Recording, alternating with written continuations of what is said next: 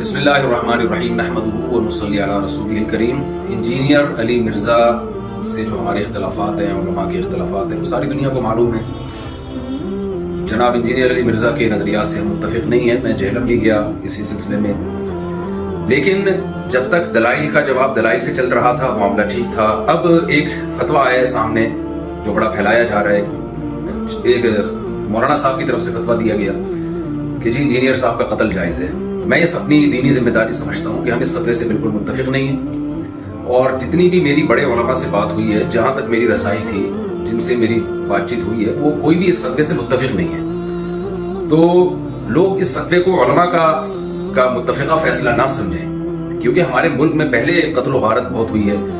یہ شرعاً کسی کو اجازت نہیں ہے اس کی کہ کسی بھی شخص کو اٹھ کے وہ قتل کر دے۔ انسانی جان کا قتل، چاہے وہ کسی بھی مسلک سے ہو، کسی بھی فرقے سے ہو، کسی بھی مذہب سے ہو، ہم اس کا قتل جائز نہیں سمجھتے۔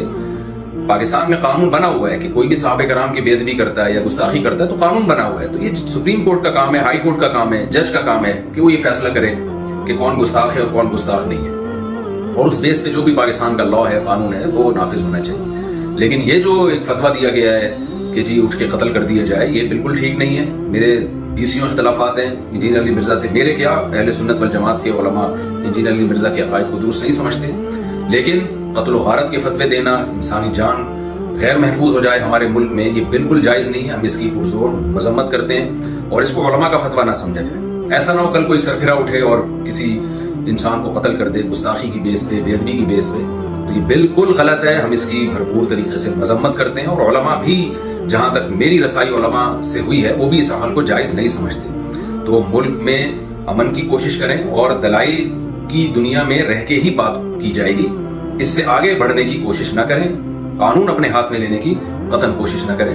یہ جو ریسنٹلی فتویٰ آیا ہے اور سوشل میڈیا پہ پھیلایا جا رہا ہے، بالکل غلط ہے۔ قرآن و سنت کی روشنی میں اس فتوے کا کوئی سر نہیں بنتا، اور وہ پھر یہ ہے کہ ذرا سی کسی کی بات زبان سے کوئی لفظ نکلتا ہے نا، لوگ اس کو پکڑ لیتے ہیں۔ جنید جمشید کے ساتھ ہوا، مولانا طارق جمیل صاحب کے ساتھ ہوا، اور سیالکوٹ کا جو واقعہ ہوا تھا، ہم تو یہ جو واقعات تھے ان کے زخم ابھی چاٹ رہے تھے کہ جناب ایک اور فتویٰ مارکیٹ میں آ گیا کہ جی فلاں کو قتل کر دیا جائے۔ یہ بالکل درست نہیں ہے۔ تو خدارا جو مذہبی لوگ ہیں وہ جنون کی حد تک آگے بڑھنے کی کوشش نہ کریں، پاکستان کا، اسلام کا امیج دنیا میں خراب کرنے کی کوشش نہ کریں، اس سے ملک میں نقصان ہوگا اور قتل و غارت کا میدان گرم ہوگا۔ تو یہ بالکل غلط ہے۔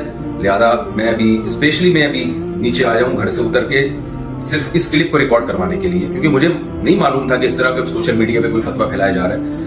تو دیگر علماء سے بھی میرا مشورہ ہوگا، تو سب کا یہی مشورہ تھا کہ ہمیں فوراً اس کے خلاف ایک بیان ریکارڈ کروانا چاہیے، اس فتوے کے خلاف، کہ یہ علماء کا فیصلہ ہرگز نہیں ہے، نہ قرآن کا ہے، نہ حدیث کا ہے، اور نہ علماء کا فیصلہ ہے۔ اس سے ملک میں فساد پھیلتا ہے، اور اللہ تعالیٰ فساد پھیلانے والوں کو پسند نہیں کرتے۔ تو ملک میں ہر ایک کی جان محفوظ ہونی چاہیے، چاہے وہ کسی بھی مسلک سے اس کا تعلق ہو، یا کسی بھی فرقے سے، یا کسی بھی مذہب سے، کوئی بھی رائے۔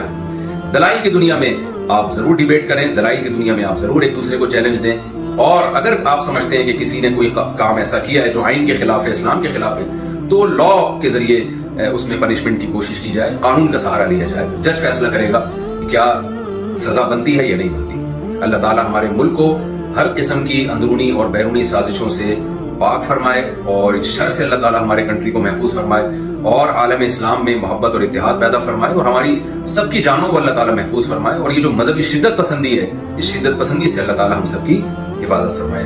وما علینا الا البلاغ۔